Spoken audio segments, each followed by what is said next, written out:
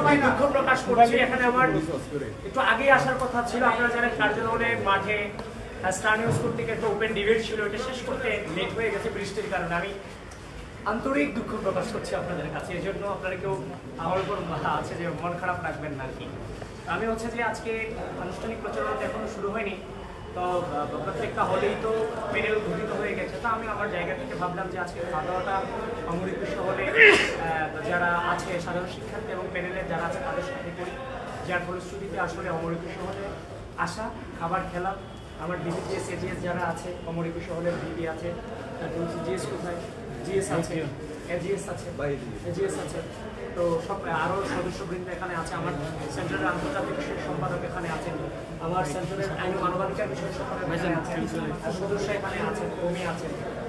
এখন সকলের প্রতি কৃতজ্ঞতা জানিয়ে আমি শুরু করছি। আমি সবাই গেলাম, সবার পরে আমি জিজ্ঞেস করলাম যে মানে কি অবস্থা। এখন এই হলের বিবিজিএস এজিএস বলছে ভাই খাবারের মান অনেক ভালো, মানে এরাই বলছে এই হলের এরাই, এরা কিন্তু ভালো বলছে, আমাদের খারাপ বলার কোনো সুযোগ নাই। তবে আরও কত ভালো করা যায় সেই চেষ্টা আমাদের থাকবে। তবে আপনাদের মধ্য দিয়ে একটা জিনিস আমি জানিয়ে দিই, আপনারাও প্রশাসনকে এটাকে অবহিত করবেন, আপনারাও সেটা অবহিত করবেন, আপনারা সেটা অবহিত করবেন প্রশাসনকে অবশ্যই খুব কনসার্নের সাথে। সেটা হচ্ছে যে আপনাদের যে বিশ্ববিদ্যালয়ে, আমি গতকাল একটা ভিডিও দিয়েছি আমার প্রোফাইলে, আমাদের বিশ্ববিদ্যালয়ে একটা জায়গার জন্য সকলের সুবিধার্থে। আরে ভাই এটা কেমন আইন যে আমি আমার বান্ধবীর হলে আমি ঢুকতে পারবো না? আমি আমার বৈধ কার্ড আছে, এভরিথিং আছে। তাছাড়া মেয়েদের হলে আরেকটা প্রবলেম আছে, সেটা হচ্ছে যে একটা মেয়ে হচ্ছে যে অসুস্থ হওয়ার পরে, মানে অসুস্থ যদি ইনস্ট্যান্ট অসুস্থ হয়ে যায়, তার বাসা থেকে মা বাবা আসলে বাহিরে বসে থাকতে হয়, মাকেও হলে আছে যে গেটের হচ্ছে যে গেস্ট রুমের বাইরে এটাকে ঢুকতে দেওয়া হয় না।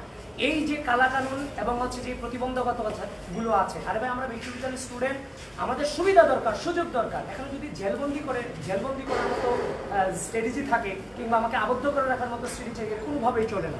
একটা স্টুডেন্ট, আমি বিশ্বাস করি, আমি যে দর্শনে বিশ্বাস করি সেটা হচ্ছে যে একটা স্টুডেন্ট, একটা ছেলে ঢাকা বিশ্ববিদ্যালয়ে যতটুকু সুযোগ সুবিধা ভোগ করতে পারবে, একজন মেয়ে ঠিক ততটুকুই সুযোগ সুবিধা বিশ্ববিদ্যালয়ে ভোগ করবে। এটাই বাস্তবতা, এটাই স্বাভাবিক, এটাই মানবাধিকার, এটাই সংবিধান।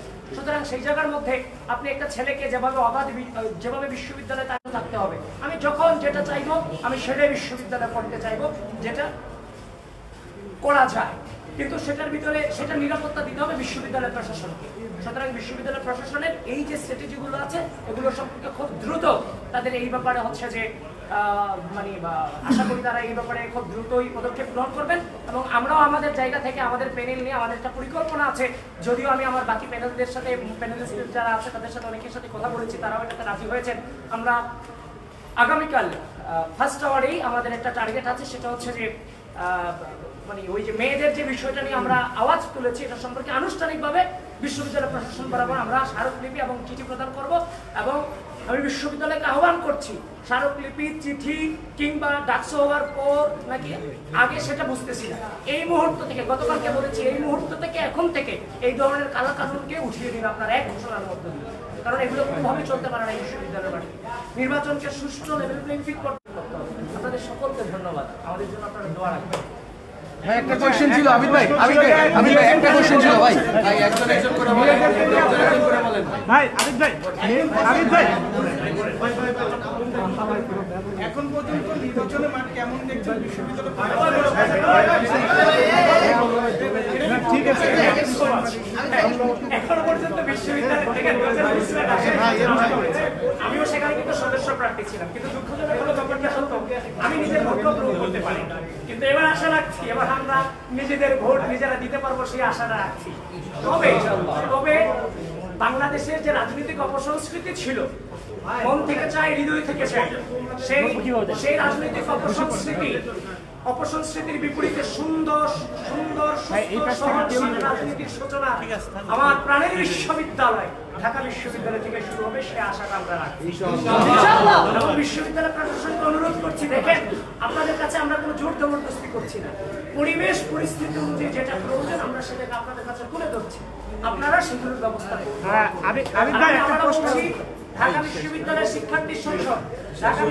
শিক্ষার্থী সংসদে অনেক ভোট আইডি দিয়ে নানান ধরনের পোস্টার হচ্ছে। দেখেন বিশ্ববিদ্যালয় প্রশাসনকে আহ্বান করছি, যারা এই আইডিগুলোর অ্যাডমিন আছে, মডারেটর আছে, তাদেরকে আবার ডেকে আনেন। ডেকে এনে যদি আপনারা সেগুলো কন্ট্রোল করতে না পারেন, তাহলে আইডিগুলোকে এই পেজগুলোকে আপনারা ভ্যানিশ করে দেন। কারণ বিভিন্ন বক্তব্য কাট করে করে বিভিন্ন জায়গা থেকে নিয়ে নিয়ে প্রার্থীদের বিরুদ্ধে যেভাবে অপপ্রচারে লিপ্ত হচ্ছে, রাজনৈতিকভাবে মোকাবেলা করতে ব্যর্থ হয়ে, এভাবে যদি চলতে থাকে লেভেল প্লেইং ফিল্ড ক্ষুণ্ণ অলরেডি হচ্ছে, সামনেও হতেই থাকবে। আর বিশেষ করে মেয়েদের হল, আমি রুকেয়া হল থেকে যে তথ্য আমি পেয়েছি, রুকেয়া হলে আমাদের যে প্যানেল আছে সেই প্যানেলের মেয়েদেরকে যথেষ্ট ডিস্টার্ব করছে প্রতিপক্ষরা, যথেষ্ট ডিস্টার্ব করছে, এবং নানান ধরনের তাদের হল গ্রুপে পোস্ট দেওয়া হচ্ছে যে ভোট না দিতে জেনারেল স্টুডেন্টদেরকে নিরুৎসাহিত করা হচ্ছে, এবং কি অ্যানোনিমাস আইডি দিয়ে, ফেক আইডি দিয়ে। তাহলে ফেক আইডি দিয়ে প্লিজ প্রত্যেকটা হলে এবং বিশ্ববিদ্যালয়ে যে গ্রুপগুলো আছে সেই গ্রুপগুলোকে অথেন্টিক ছাড়া, আপনি যদি আমার সমালোচনা করতে চান আপনি আমার ওপেনলি সমালোচনা, কিন্তু আপনি